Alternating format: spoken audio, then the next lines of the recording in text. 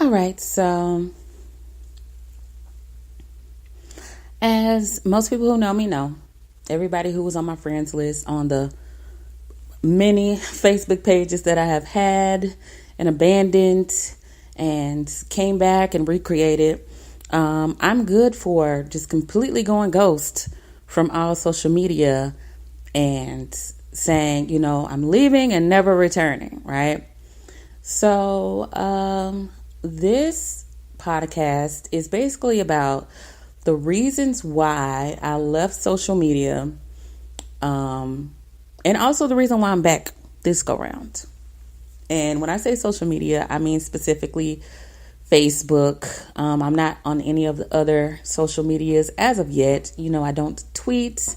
I most definitely don't have an Instagram or a Snapchat or any of those other finagled new apps and things like that the young kids are using these days. But we'll see, maybe in the future. But basically, I just feel like social media and what it was intended for compared to what it's morphed into now are two totally different things. And again, when I say social media, I am referring specifically to Facebook for right now. I can't really speak on Instagram and the others just because I'm not on them. So, I try to speak on things that I know, But anyway, I digress. The first primary reason that I left social media is because one, its intended purpose and what it is now morphed into are completely two different beasts. And then two, y'all know I'm a reader. I'm always reading some article here, some scientific journal there, just reading and just learning for the sake of learning. And so I have come across so many disturbing studies done about the effects of social media on the brain, the effects of social media on your personal relationships, just even the effects of social media on your sleeping habits, things of that nature. And I have concluded the same thing that a lot of these people who have done these studies have concluded, and that too much social media is bad for your health. But that goes without saying with most things. It's even in the Bible, all things in moderation. It's there for a reason. Too much of anything, regardless if it's good or bad, too much of anything is bad for you. And this includes social media. But see, that's the thing. Social media isn't designed to consume it in moderation. It is designed to suck you in, draw you in, keep you engaged, keep you occupied, keep you there. The longer you're on social media, the more articles you're likely to view. Not articles, the more ads you're likely to view. The more ads you view, the more likely you are to purchase things or at least share those ads with other people. It's all about consumerism at the end of the day. But it has some really nasty side effects. Like, I feel like there's been an uptick in apathy with people. Like, I feel like people as a whole are a lot less compassionate of others. I feel like at the same time, people are a lot more judgmental of others. I feel like people are more prone to gossip now. I feel like people are a lot ruder online and in person, and just completely desensitized to the fact that everybody else is human too. It's almost like I used to say all the time, social media, it's like Sims to me. It's like people online are Sims characters.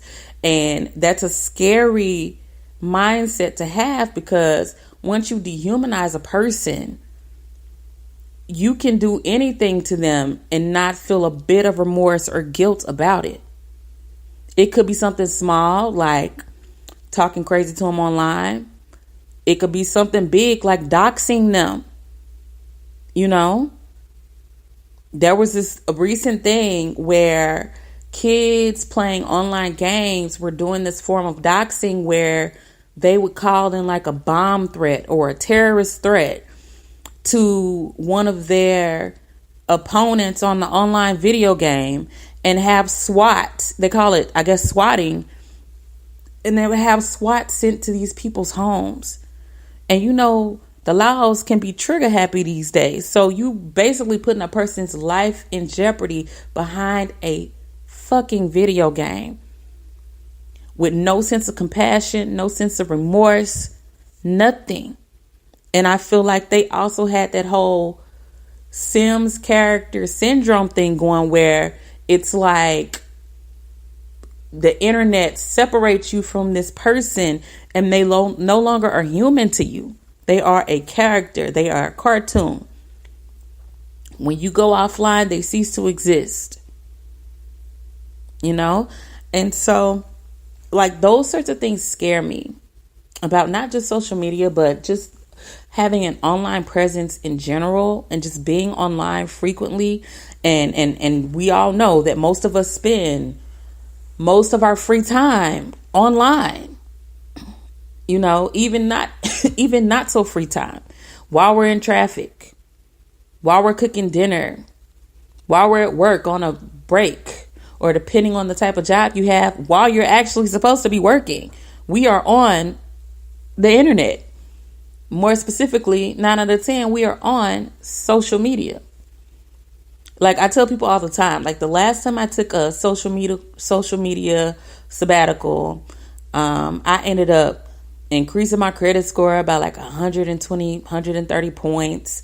I ended up getting a bomb ass promotion at my job and a new role. You know, I improved my relationship with a lot of my loved ones, or at least the ones who matter and count. You know, I eliminated a lot of negative things out of my life. I read a bunch of books. I learned how to do a bunch of things. You know, finally got motivated to create my podcast. Like, I just became super productive, and I enriched my life so much just from a year off of social media. It was out of sight, out of mind, you know. And so I feel like social media not only, you know, desensitizes you to other people and the fact that they are human too. I also feel like it makes you less productive, much less productive. I also feel like it kind of makes people get into the habit of having narcissistic traits. Like, I've never been a person who cared about taking a bunch of pictures and videos and, you know, posting every meal that I ate and, you know, things of that nature. Like, I've never been the type. I'm a very private person. You know, like I don't brag about all of my accomplishments. And I don't broadcast all of my failures either. Like, I'm just a private person because I feel like, you know, every high and low of my life is not for the world to know. I share my joys and my pain with a select few who actually give a fuck about me, you know. But other than that, like, I never felt like strangers needed to know what I'm doing. I feel like it's really narcissistic to feel like the world needs to know your every waking move. And not only that, to seek out approval from strangers. Like, I can't wrap my head around it. And it's like, it's different than achieving something, you know, noteworthy, and then receiving accolades for your excellence and your achievement. That's different. No, people on social media, especially those folks who all about them likes and all that good stuff, those folks are seeking outside approval for literally nothing but a picture they posted. And I don't know. I don't understand it. And no, this is not me throwing shots at anyone. This is just my observations and how I feel social media affected me and those around me, and why I left. And I always said that if I came back to social media, it was going to be for a purpose. It was not going to just be me idly swiping and scrolling and posting mundane things. It was going to be for a purpose. And so this is why I've come back, because now I got a little bit of purpose, you know? So I came back to social media to share this podcast. And it's funny because when I first created this podcast, as you guys can see, I started on Spreaker. I was just going to leave it on Spreaker, but I was like, you know what?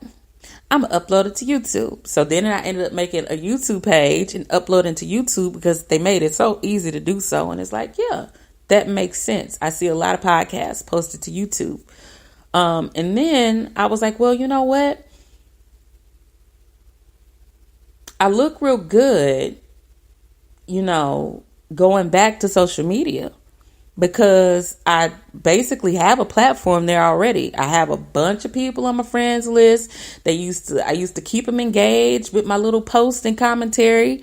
You know, they like my insight, even if it was just to debate it, which is all welcome, right? And so that led me back to Facebook. I don't know. We'll see how it goes this go around, now that I'm technically on the book for a purpose and not just idly. I guess I'll let you guys know how it goes, and keep you updated on my progress with that. And then too, y'all will be able to watch it too. Those of you who have liked the page or possibly gone over to YouTube and subscribed to that page, you'll be able to watch the progress yourself as well. But yeah, so this is why I'm back. I got a whole podcast now. I have a couple of things lined up. Like I want to do a couple of guest people come in and we just talk our shit, because I be having some good ass conversations with people and they be having some fire ass insight themselves. And why not put that on the podcast for folks to chime in themselves on these bomb ass conversations that I have. So that's most definitely in the works up next. But yeah, just keep watching. Y'all will see.